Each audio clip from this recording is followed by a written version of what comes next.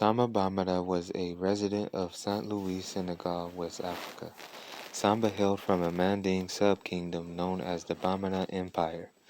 The Bamana were known for fighting in wars and resisting enslavement.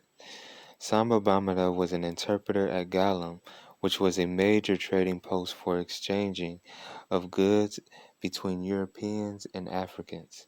Some of those goods being traded were human beings.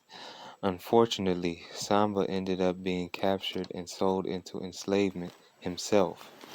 He fought in many revolts against the French, in which some were successful, so it is safe to assume that he may have been sold into slavery as a war captive.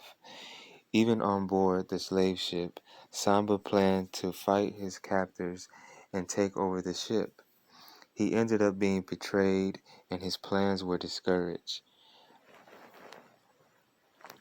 His destination would be in the southern United States, New Orleans, Louisiana to be specific.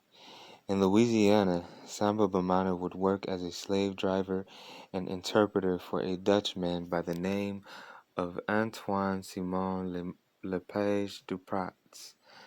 As an interpreter, Samba was able to effectively translate the French and Bamana languages.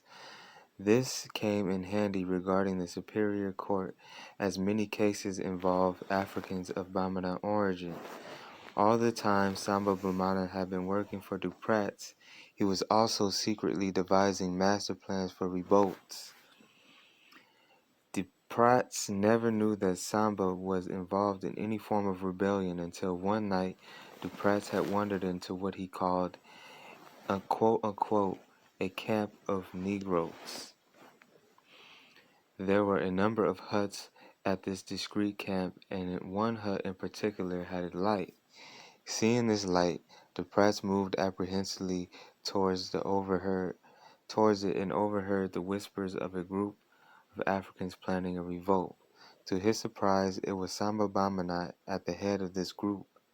After Duprat took this information to the superior court, Bamana and the rest of his group were captured and brought in front of the council. They were urged to confess the crimes of conspiracy but refused to speak.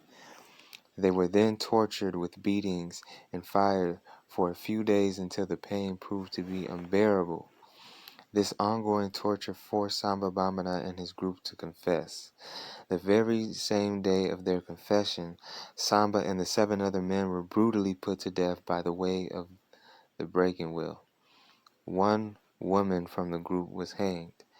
Despite the fact that the conspiracy of 1731 was never brought to fruition, we can still look at Samba Bamana as a hero, a man of courage and faith, someone who did not submit to injustice, and a man of dignity and inspiration for others.